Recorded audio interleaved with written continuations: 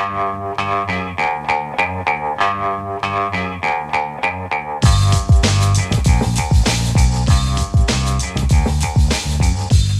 the Brian Lehrer Show on WNYC. Good morning again, everyone.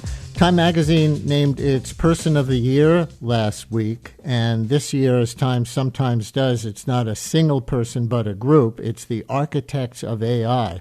Now, a reminder for context, these picks aren't necessarily endorsements of the person. This isn't people the Time necessarily chooses as the best people of the year.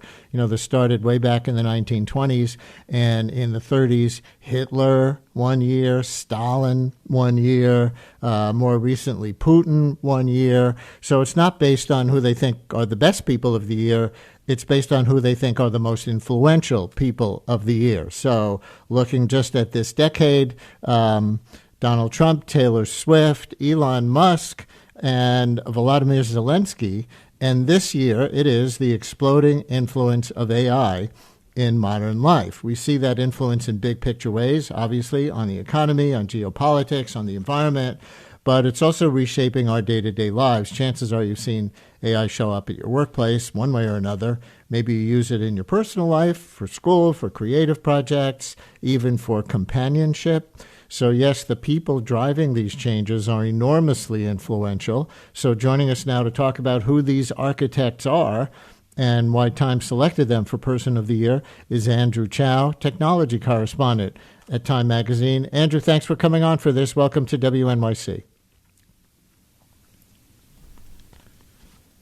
Do we have you? Are you there, Andrew? Yeah, can you hear me?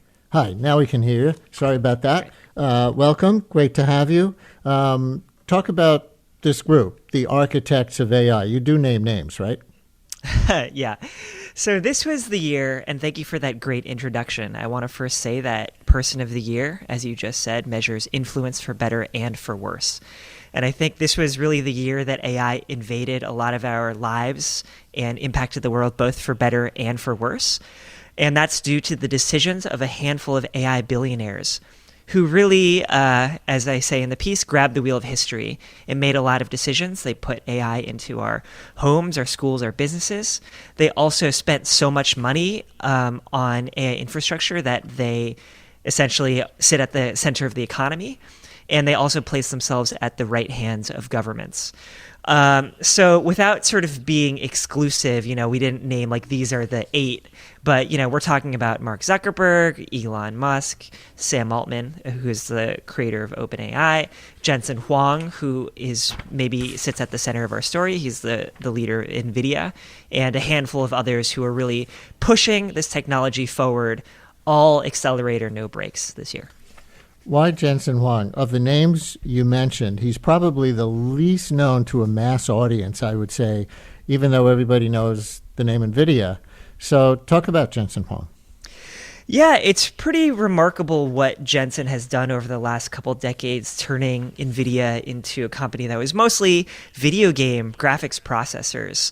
And he made a big bet on the AI revolution, that it would transform basically everything about our world.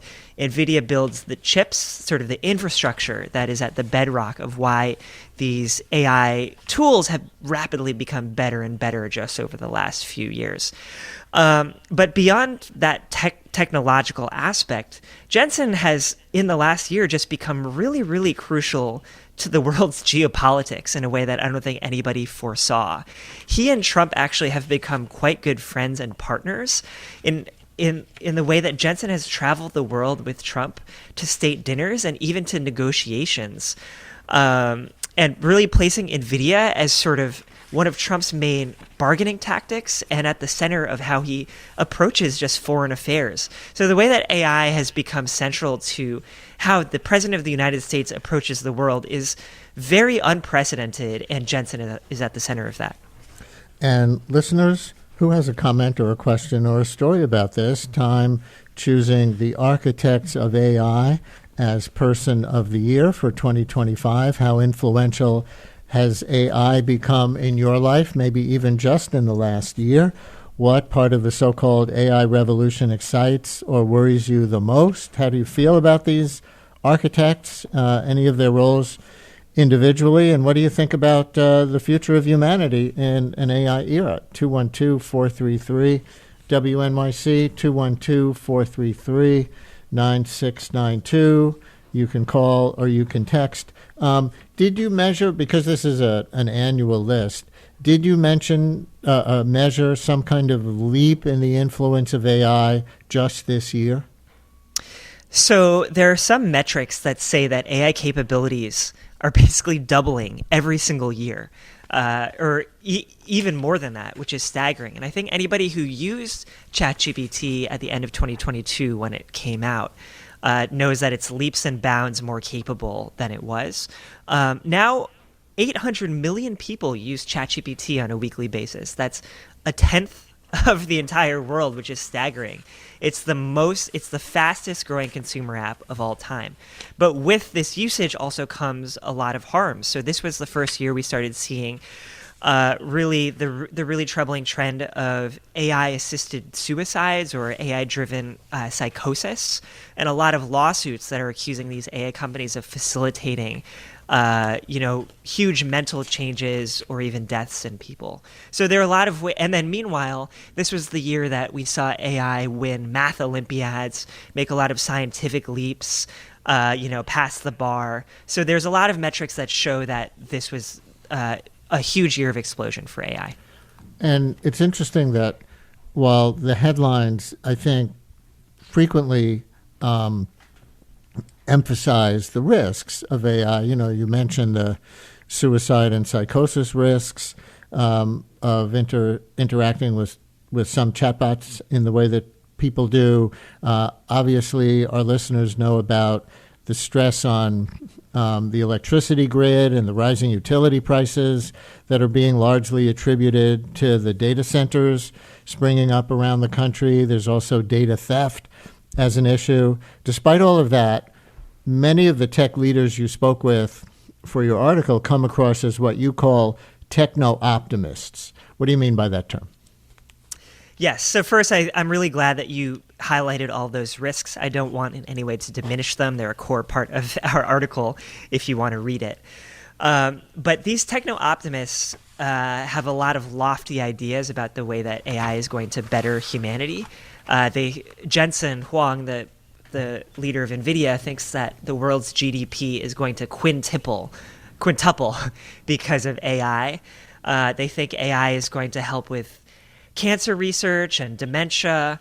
One of the projects I also talked to this year was a psychologist who built a bot called Therabot because he argues that there's a severe lack of mental health providers in the country, but a huge mental health crisis that maybe AI chatbots, if properly designed by mental health professionals, could ease the acute mental health crisis in this country. As I mentioned before, there are people who worry that AI is only exacerbating the mental health crisis because the tools that are filtering to us are not built by therapists or psychologists. They're built for maximum engagement by the companies, these social media companies that only want to increase, time spent on the platform. Sorry, there's a long answer. I'll just say that these techno-optimists have really convinced the governments around the world, most notably the Trump administration, that they are correct and that they need to accelerate this technology and bring it into society as fast as possible. So I think that was the other big notable development this year. It is interesting to see, though, that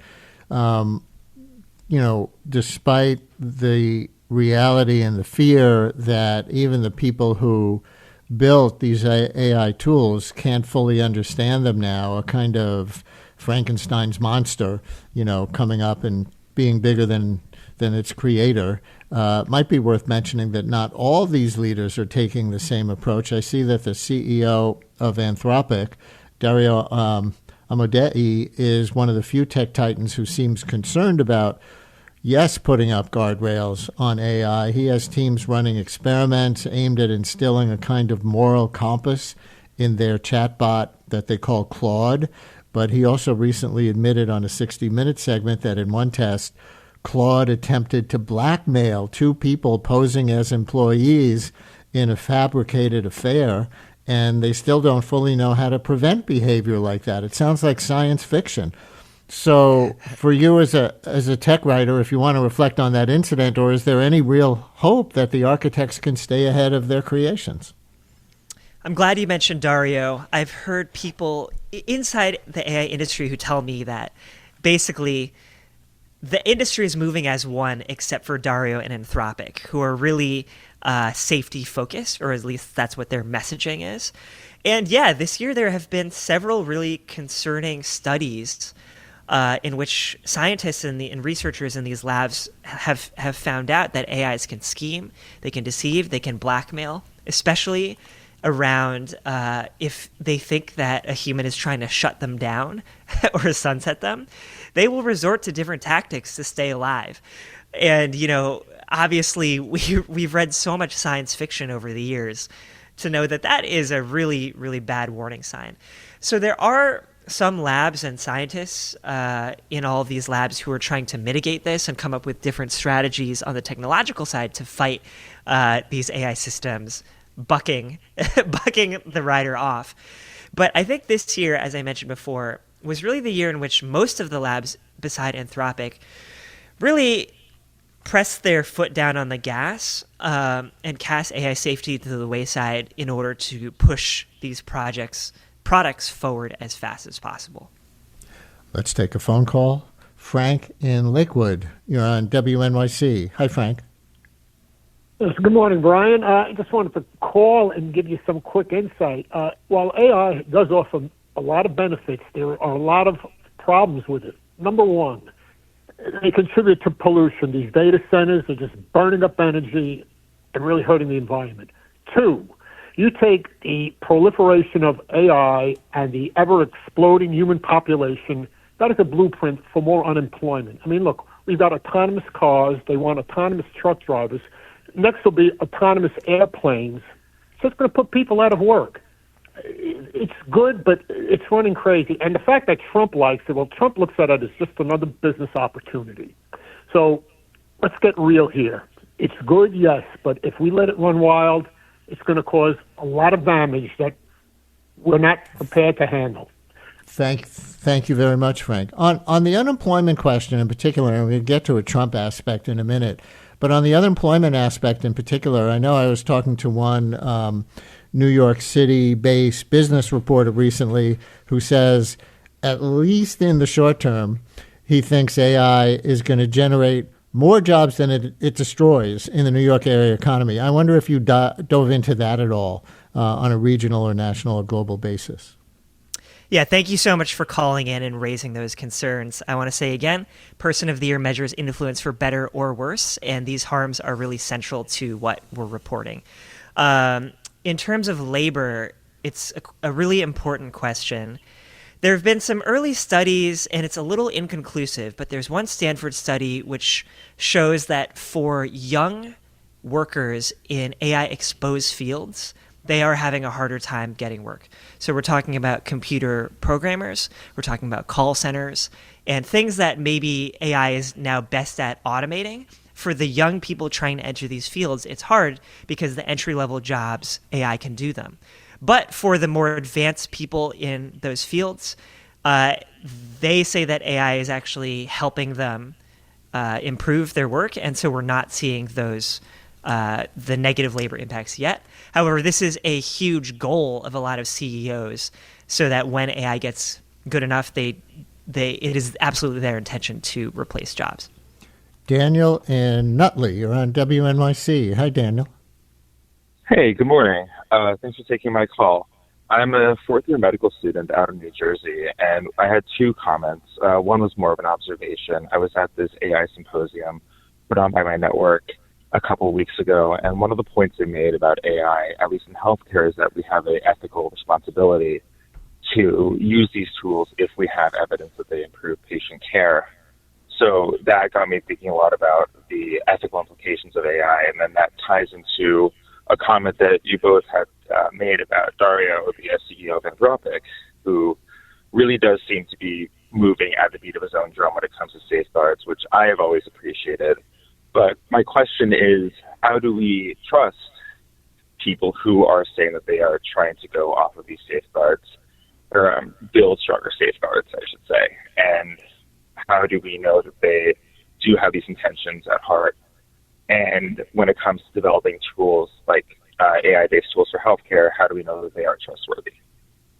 Daniel, stay there because I want to ask you a follow-up question as a med student in just a second, but I do want to give you a chance to hear the answer from our guest, Andrew Chow from Time, technology reporter, to your question. Andrew? Thank you so much for that question. I think it's absolutely right to question whether we should trust these leaders who say that they're doing the right thing. There are governmental agencies put in place, like the AI Safety Institute, that was trying to gather steam under Biden and sort of create these benchmarks, these third-party benchmarks to study AI safety in these labs and whether they can deceive, whether they can blackmail, whether they can create bioweapons or be used to print 3D guns, for instance. The Trump administration, from what we've seen, has placed a lot less emphasis on creating those benchmarks and sort of signaled to the industry that they should want to self-regulate. I think the EU maybe is doing some more aggressive things and trying to create these benchmarks so that we don't have to trust these companies. And there are nonprofits who are studying and trying to sound the alarm about these kinds of capabilities running amok and trying to press ethics into the framework of the building of these tools. Daniel, as a med student, I'm curious if there's any conversation among you and your peers or professors about any ethical obligation to use AI, given some of the things that have been reported about how much more effectively than a person AI can diagnose certain kinds of cancers and other things because of the massive data sets that it has access to. Yeah, absolutely. So I will plug a name first. Charles Binkley is the attending in our network who is the AI expert, and he's written a lot of papers within the ethics sphere about this. So he is a person to look up if anybody's interested in this. But I think that there is a lot of support for using these types of tools in healthcare. Again, like I said before, when it comes to getting better patient outcomes. I know that there's a lot of discussion about skill atrophy, specifically that one study about gastroenterologists who had a little bit of skill atrophy after using AI tools because they would use the AI-based visualization tools to find malignant polyps, and they had better success when they used them, and then their skills actually reduced to below their pre-AI baseline when they stopped using them.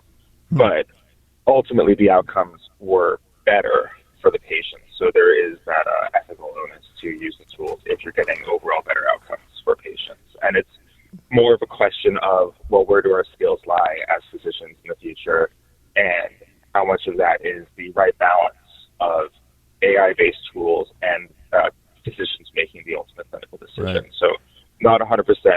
No AI, no machines, because we already use machines in healthcare, and not 100% AI on its own, because none of us really feel like it's ever going to be 100% right at anything. You still need the human intervention. Thank you for grappling with complexity there, Daniel. Call us again. Antoinette in Sayville, you're on WNYC. Hello, Antoinette. Hi. Glad to be here. Glad you I wanted are. to just thank you. I just wanted to let you know that Anthropic is in the throes of a major lawsuit involving copyright infringement over massive amounts of literature that was written. I wrote a memoir, and apparently they used my material without permission, and to teach the AI language or whatever it does. I don't really quite understand it, but I'm part of this lawsuit, and it's like a big billion-dollar lawsuit. But so they're not so great, they're not so heroic in trying to be, wonderful and pioneering this technology as well. So there you go. Antoinette, thank you for that. And I guess that's a lawsuit, so there are accusations and there are defenses that the company would be putting up. But I guess, Andrew, she's making the point that while we were celebrating the CEO of Anthropic before as one of the few tech titans who seems in favor of putting up guardrails and concerns about the ethics, there, even with respect to him and his company, comes the issue of data theft or copyright theft, right? Absolutely. Thank you, Antoinette. Copyright is a huge issue in AI. And so how do these AI systems get good? They get good by training on the entire corpus of human data, everything that's online, everything that they can get their hands on, everything that they can read makes the systems better. Now, a lot of them claim that, they just use, Creative Commons or fair use, things that are floating around the ether, but it seems undeniable that they are training on a lot of copyrighted content. They argue that it's fair use, that they're transforming this content. A lot of people would really disagree. So there are a ton of lawsuits this year, and it really is up to the courts to sort of decide, is it fair use or not? Last question before you go, and of course there's so much more we could talk about. We could talk about whether there's an AI bubble in the economy that's going to come crashing down on everybody eventually and other things. But I want to make sure to ask you about how this is all playing out in the Trump administration. We did a separate segment on this last week, actually, and we know Trump is pretty cozy with many Silicon Valley execs. He's even a fan of AI-generated memes himself, as we've seen, like in the video he posted in October of him in a fighter jet dropping poop on the No Kings marches. That was an AI-generated video. But more notably, some Republicans now are criticizing Trump for giving tech leaders too much influence. And since Time Magazine Person of the Year is all about influence, how do you see that debate playing out politically? And do you think it's unique to Trump? 30 seconds or so, then we're out of time. I'm just writing an article this week about the growing rift between Trump's MAGA base and these tech tycoons that have installed themselves within his administration.